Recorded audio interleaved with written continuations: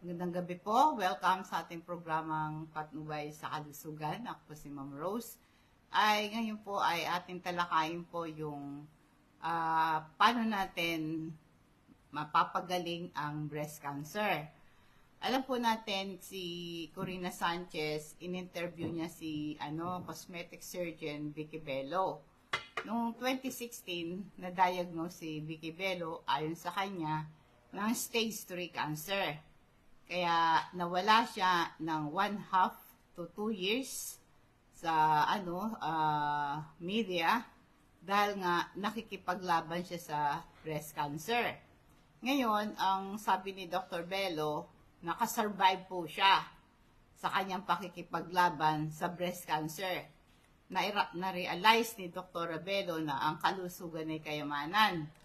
Alam mo, ang early stage po ng cancer, kung meron kang positive outlook, makakasurvive ka dito. Ito po kasing early stage ng breast cancer ay sabi nga at hindi pa to kumalat sa ibang bahagi ng katawan. Kaya pag yung breast cancer ay nandun lang siya, hindi siya kumalat, ito po ay gagaling, no?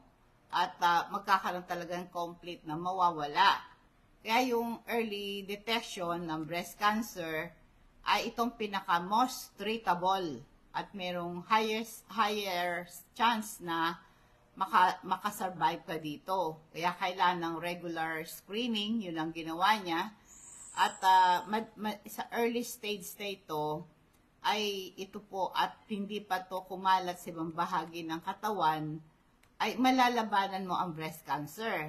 Kaya kailangan din ng consultation sa doktor para sa ganon ay, at saka yung mga lifestyle mo ay yung babantayan. Kasi nga po yung kasing early stage, hindi ito nangangailangan ng yung aggressive treatment. Katulad halimbawa, kapag yung breast cancer mo ay na-detect ng maaga, at hindi kumalat ito sa ibang bahagi ng katawan. Kasi pagka nag-advance siya, kailangan ng chemotherapy and radiation therapy, di ba? Ngayon, syempre, yung breast cancer, nagsisimula yan sa smaller tumor. Itong maliliit na tumor na to, madali itong matanggal through surgery at hindi mo na kailangan ng invasive procedure. Yung invasive procedure na to, ito po yung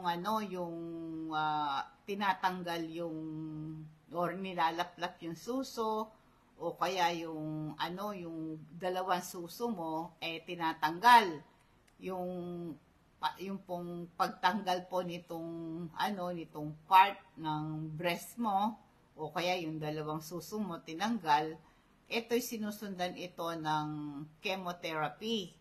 So, ngayon, o kaya minsan, yung surrounding tissue at possibly yung mga kulani, ito ay tinatanggal, inoopera, di ba? Yung dalawang suso mo, tinatanggal po yan. So, ito yung mga invasive procedure para sa ganon, effective na gumaling yung cancer mo. Pero pag sa advanced technology natin ngayon, at saka yung surgical technique, itong breast cancer, ay napapagal, hindi na kailangan operahan ka or whatever.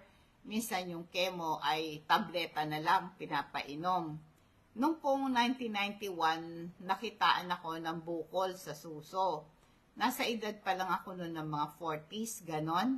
Usually, pagka ang babae umabot ng 40, kailangan nagpapamammogram at lagi mong kapain yung suso mo, lalo na mga 3 to 5 days after menstruation. Kapain mo yan. Tapos, nung nakapa ko yun, nagpamammogram ako, pinayo ng doktor ko, patanggal na. Nung pinatanggal ko, ay para siyang maliit na sago, maliit na butil ng sago.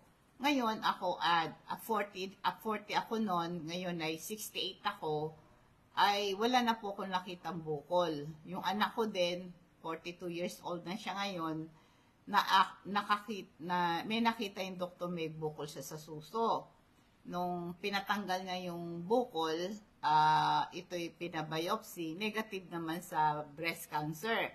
Pero kahit na ganon, taon-taon, nagpapa-mammogram siya, nagpapa-check up po siya.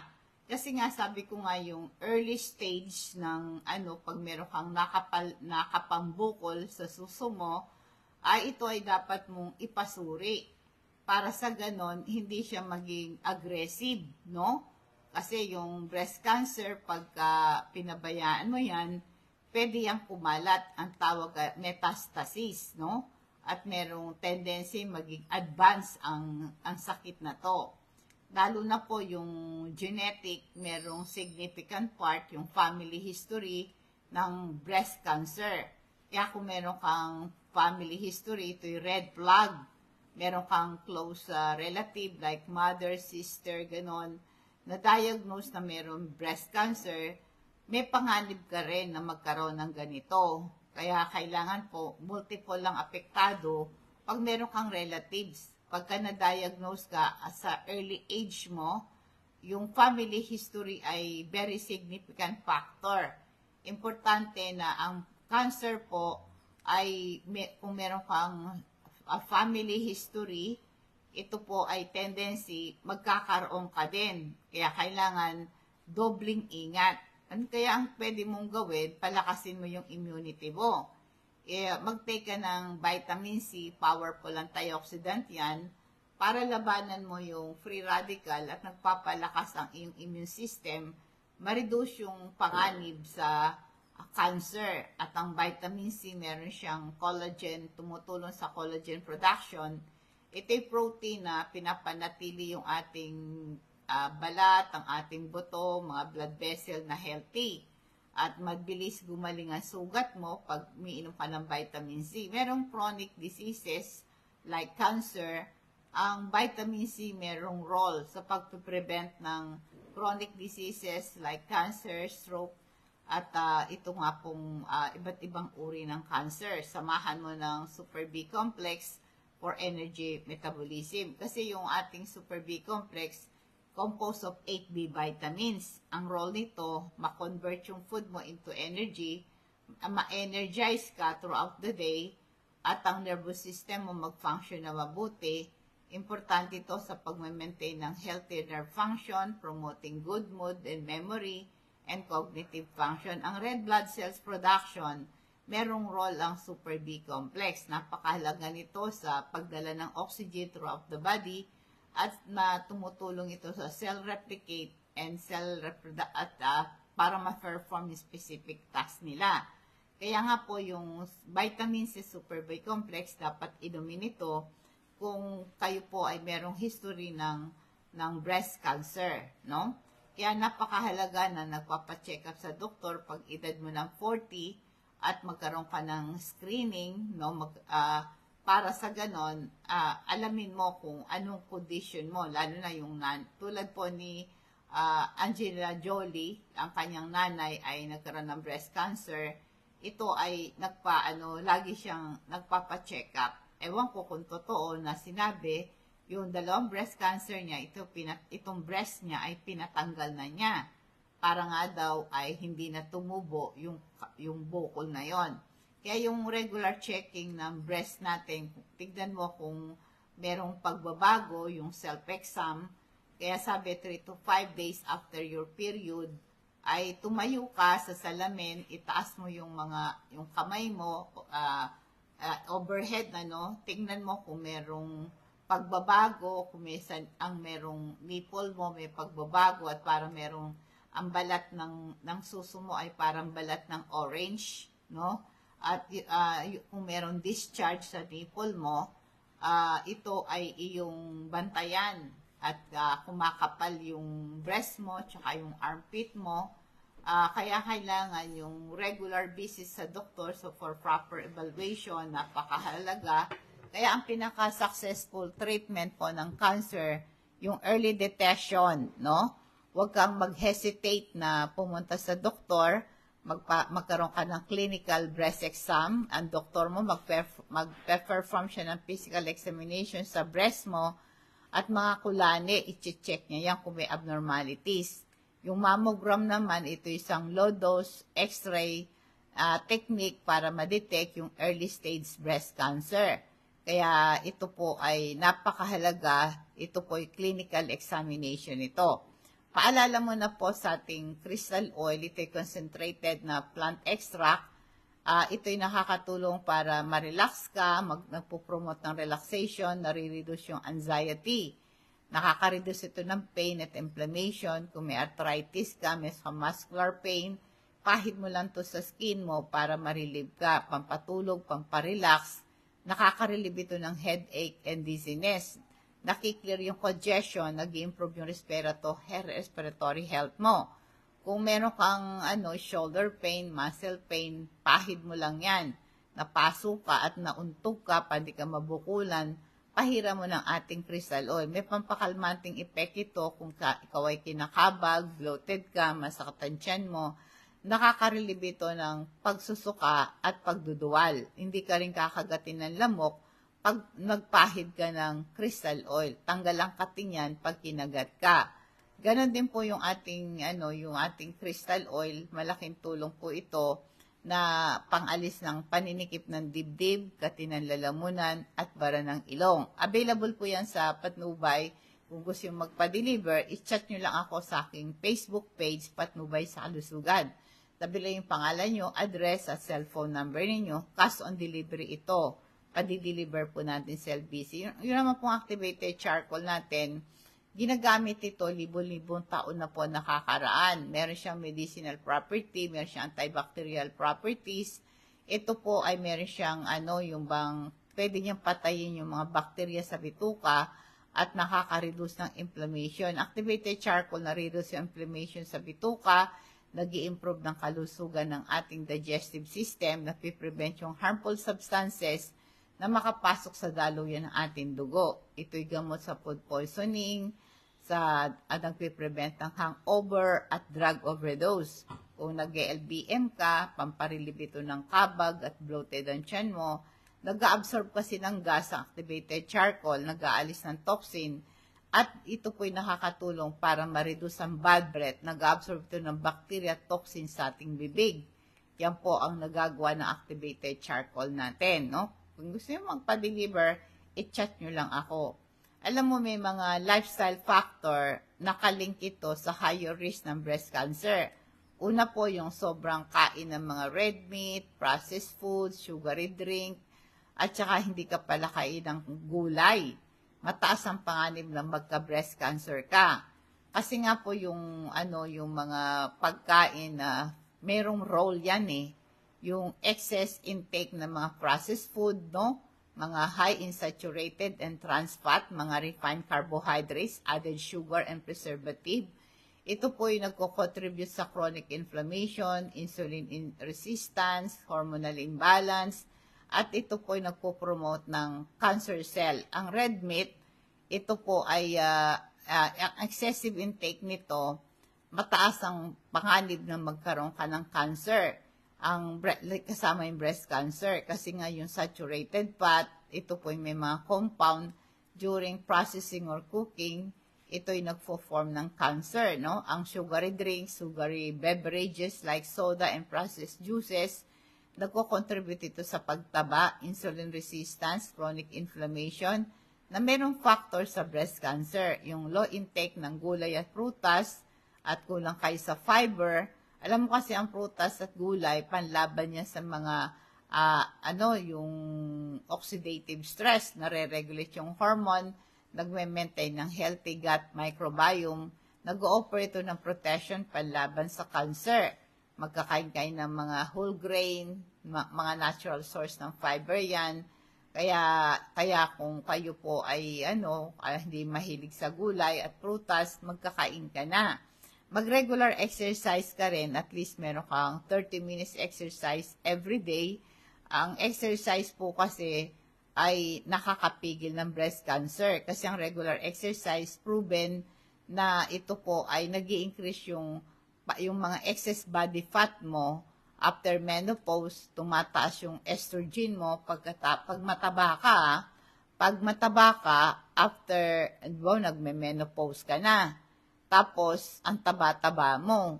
Yung menopause ka, tapos ang taba-taba mo, tumatas yung estrogen level. Pag tumas ang estrogen level, coupled ng yung obesity, nagpo-promote ito ng cancer cell growth. At saka nagpapatas ng insulin resistance. Ibig sabihin, although meron kang insulin, hindi po nakakapasok yung insulin para yung bababain ng sugar mo. Kaya pag nag-exercise ka, ay pag kulang ka sa exercise, tumatas yung insulin level mo. Pag mataas ang insulin level mo dahil kulang ka sa exercise, nagko-contribute ito sa cancer development, nagkakaroon ng chronic inflammation. Kaya ngayon, yung hormonal imbalance, yung lack of exercise, nasisira yung hormone balance, nagko-contribute sa breast cancer. Kaya para ma-prevent mo yung breast cancer mo, huwag ka magpataba. Para hindi ka tumaba, mag-exercise ka. Running, jogging, swimming, or dancing. Kailangan meron kang 30 minutes tuloy-tuloy, tapawisan ka. Kasi pag nag-exercise ka, ito po ay nakakatulong para bumaba pa yung sugar mo. Kaya pag kulang ka sa exercise, nag-i-increase po yung breast cancer kasi po yung regular exercise kasi nag-i-improve ng overall health mo. Kasi pagka kulang ka sa exercise, tumataas yung body fat mo. After menopause, tumataas yung estrogen, nagpo-promote ito ng cancer cell. Tumataas din yung yung insulin, mataas ang insulin level mo sa dugo.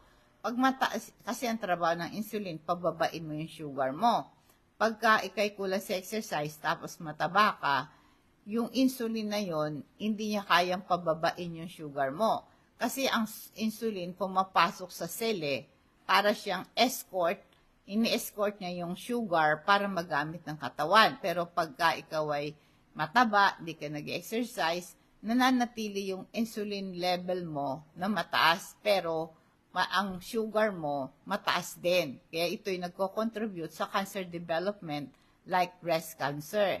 Kaya ngayon po yung hormonal imbalance, ang lack of exercise, nakakasira ng hormone balance na nagko-contribute sa breast cancer. Kaya pag nag-exercise ka, nare-reduce yung fat, na-maintain yung healthy weight mo, bumababa yung estrogen level mo, kasi ang pinaka-main reason kaya nagkaka-breast cancer ka, tumatas yung estrogen level mo. Kaya pag tumas ang estrogen level mo, candidate ka sa breast cancer. Kaya pagka nag-exercise ka, hindi ka mataba, palakay ka ng gulay at prutas, ito po ay nagpo-promote ng better insulin regulation na bumababa yung cancer risk, linalabanan mo yung inflammation.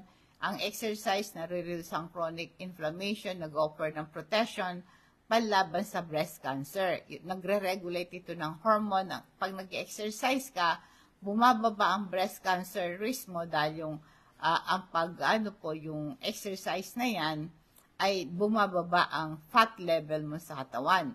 Huwag na huwag kayong iinom ng alak. Sa panahon ngayon, kahit na mga babae ay nagiinom na rin ng nakakalasig na inumin. Kasi nga po ang pag-inom po ng alak, maaaring nagsisimula 1 o 2 tagay pagka ikaw ay nasanay na sa pag-inom ng alak, magiging heavy alcohol intake na. So, pag mataas na yung alcohol intake mo, mataas ang panganib ng breast cancer. Kaya po ngayon, ang daming may breast cancer dahil maraming mga babae ang umiinom ng alak. Kasi pag umiinom ka ng alak, tumataas ang estrogen production mo. Di ba sabi ko, ang nagpo-promote ng cancer cell growth sa breast, pag mataas yung estrogen level mo. Anong nagpapatas ng estrogen level? Mataba ka, kulang sa exercise, at umiinom ka ng alak. Nadadamage yung DNA. Nag-i-increase yung mutation, it leads to cancer. Kaya nga yung excessive alcohol, natitrigger yung chronic inflammation, risk factor sa cancer. Kaya yung alcohol po na yan, nagpo-promote ng cancer development. Kaya being overweight or being obese after menopause, mataas ang panganib na magka-cancer ka. Kaya dapat i-maintain mo yung healthy weight mo through diet and exercise, At kasi nga po, pagka mataba ka, inuulit ko, tataas yung estrogen level mo, especially after menopause. Kaya para ang obesity, nakalik ito sa cancer growth and development at magkakaroon ka ng insulin resistant, ang excess body fat, it leads to insulin resistance. Kaya na-influence yung hormone level mo, nagki-create ito ng favorable environment for cancer development, no? Kaya yung obesity, ito po, uncontrolled yung cell growth mo, potentially for cancer. Yung smoking po, inuulit ko din, like drinking, alcohol, and smoking, ito rin po yung nagko-contribute sa breast cancer. Mag-quit kang magsigarilyo para ma-prevent ang breast cancer. Kasi nga po, pag naninigarilyo ka, meron mga numerous carcinogen, harmful chemical na nakakadamage sa DNA, nagpo-promote ng cell mutation. Itong mutation na to, ito yung mga uncontrolled cell growth and cancer development. Kaya pag naninigarilyo ka, nasisira yung hormone balance mo. Pag nasira yung hormone balance mo, na-stimulate yung growth of hormone receptor positive breast cancer. Kaya one thing, pag naninigarilyo ka, humihina yung immune system mo, at saka hindi mo malabanan yung cancer. Kaya din yung usok din ng sigarilyo, kahit hindi ka naninigarilyo, itong ay nagko-contribute yan sa breast cancer. Ito ring mga pollution, di ba, yung air pollution, yung mga tiny airborne particles, maaring galing ito sa emission ng mga vehicles, industrial activities, ganon. May tendency rin ng breast cancer ayon sa pag-aaral. Kasi ito pong, itong mga pollution na yan, itong toxin, sabi natin, ang pinanggagalingan talaga ng breast cancer, toxin sumasama sa circulation ng ating dugo. Kaya kailangan po nito para maiwasan yung breast cancer, dapat maging aggressive tayo, mag-prevent yan. Kaya ito pong mga, yung mga, ayon po sa kanilang report, yung higher risk of spreading cancer, ang kinamamatay po ng mga may breast cancer, maring ito'y kumalat sa utak at kumalat sa baga, nagkakaroon po ng tubig sa baga, nagpupromote ng rapid cell growth at nagiging aggressive yung cancer. Kaya nga po itong breast cancer na positive, no, kailangan po ay madali itong kumalat. Pagka very active yung cancer mo, mabilis itong kumalat, madaling ikamatay ng pasyente, di ba? Kaya ito pong limitahin mo yung mga bisyo, alak, sigarilyo, at mga red meat, mag-exercise ka at huwag kang maging mataba. Maging active ka sa treatment, mataas po ang chances na ikaw ay gumaling pagka ikaw ay na-detect ng maaga at ikaw ay laging nagpa-follow up sa doktor at taon-taon kailangan ikaw ay nagpapatingin para makita po kung ang iyong cancer, breast cancer, ito po ay aktibo. Kaya inulit ko po, ang lifestyle factor, meron siyang influence, no? Para ikaw ay maging active yung cancer mo. Tulad ko yung unhealthy diet, yung mga excess processed food, red meat, sugary drink, at saka yung hindi ka palakay ng gulay, kulang ka sa exercise, ikaw ay hindi natutulog ng maaga, nagpupuyat ka, masyadong stressful ang buhay mo, no? Kasi yung stress kasi nakakapagpahina ng immune system. Huwag kang magpapataba. Ang pag-maintain ng healthy weight through diet and exercise, nakakabuti ito pang-prevent ng breast cancer. No smoking and drinking, kasi po yung smoking and drinking, mga factor na nagde-develop ng breast cancer. Kaya kailangan po merong relative po yung genetic, yung family history ng breast cancer, nag-i-increase ang panganib sa breast. Kaya kailangan kung meron kang nanay or ate, may mga kamag-anak na may cancer, meron talagang malaking contribution yung pong yung family history. Kaya kailangan po para magkaroon ka ng complete protection sa breast cancer, regular screening and consultation sa doktor mo. Kaya napakahalaga yung early detection and timely intervention. Lahanin po ninyo na yung knowledge tungkol sa paglaban sa cancer, importante. Kasi kailangan nagpapa-check up lagi sa doktor, regular screening, consultation, ito po kasing early detection and timely intervention, ito po ang number 1 to fight cancer. Kaya kung gusto mong gumaling ka sa breast cancer mo, yung lifestyle mo, ito ay ma-improve mo, no? Kailangan importante po na itong inuulit ko, ang early stage, ito more treatable, merong higher chances, successful outcome, kung meron kang regular screening, at kailangan po nito yung very effective po na maging aggressive ka. Wag mong pababayaan, meron ka nang nakakapambukol sa suso mo, hindi mo pa iniintindi. Kaya sa early stage na yan, improve mo yung quality ng life mo, at saka yung ano po, ang kailangan po nito ay ma-determine mo yung tamang pagkain. Regular check-up, importante yan, at saka kailangan relax ka. Kailangan po yung doktor mag-perform din silang physical examination sa suso mo, kakapain yung mga kulani. Kung mayroong mga abnormalities, makikita naman po yan sa mammogram, yung early stage breast cancer, para hindi ito maging grabe, ay kailan meron kang proactive step, no? Regular screening and consultation sa doktor mo, at makokontrol mo ang breast cancer. Malaki ang chances na malabanan mo ang breast cancer. Kaya kailangan po nito ay meron kang personalized guidance, makatanggap ka ng proper care, yan, para sa ganon ay malabanan mo yan. Katulad po si Vicky Bello, naging sa loob ng 1 taon at kalahati hanggang 2 taon, nagkaroon siya ng close supervision sa kanyang kalagayan.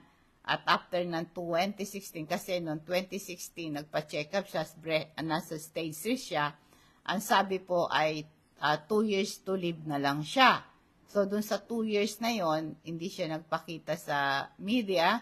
Kung hindi, ay naging active siya, no? Nagkaroon siya ng aggressive treatment approach.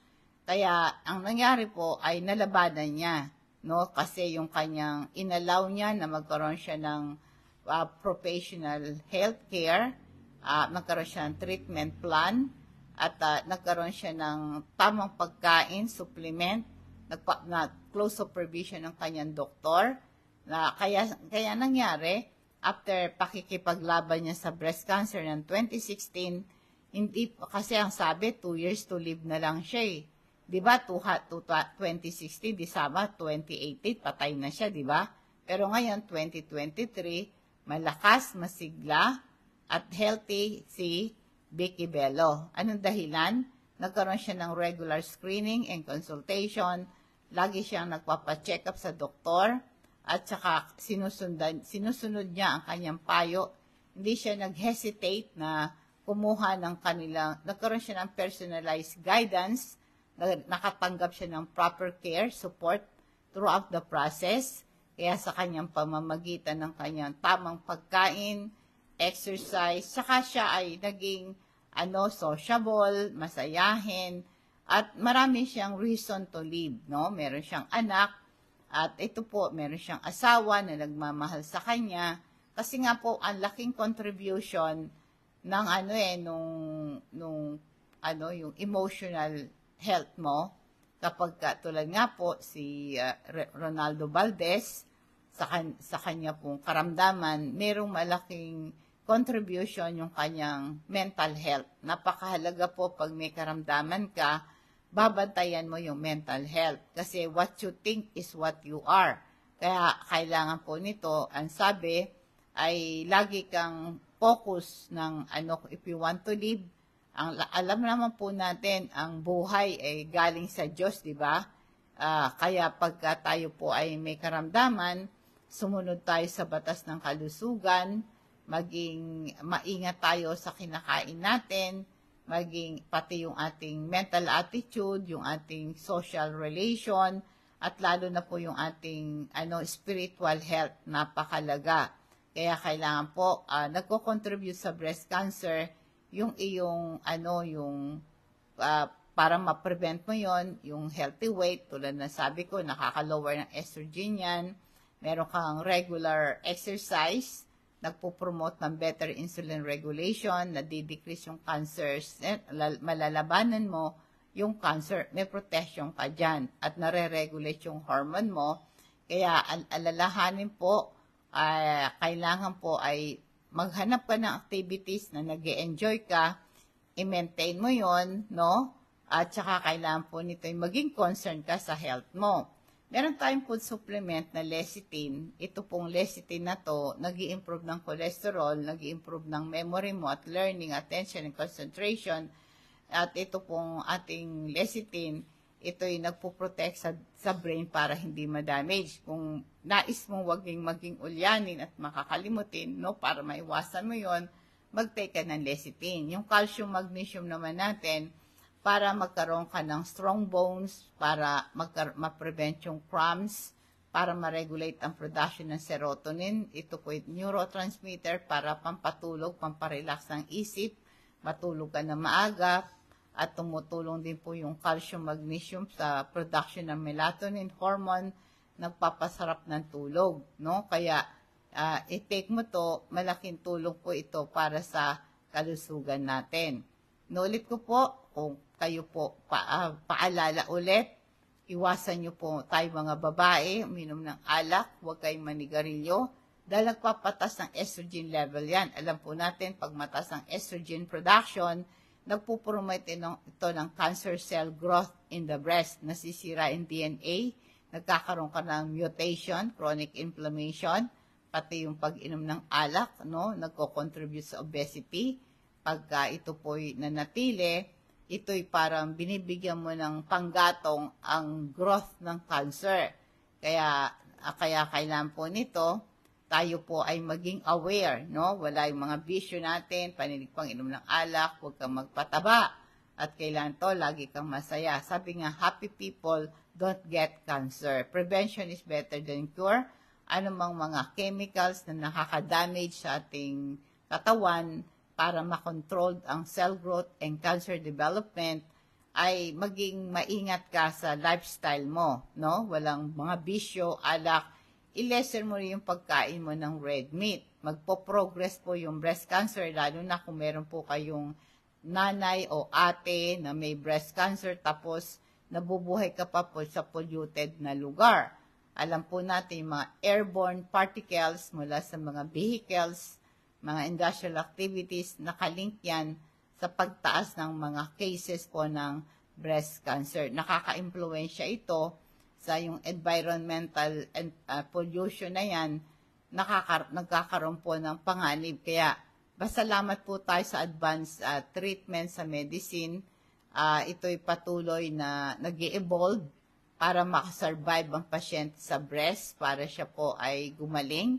Kaya nga po, importante rin, kahit na mayroong advanced treatment, stay positive at saka magkaroon ka ng healthy self-care, nagko-contribute sa successful treatment, no? Kaya mag-seek ka ng reliable information and guidance mula sa inyong healthcare team at magkaroon ka ng potential outcome niyan, no?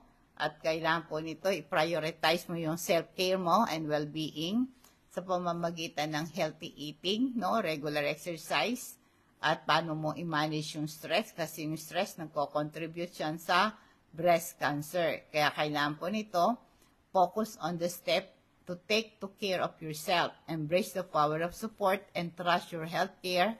Meron kang guidance mula sa inyong mga kaibigan.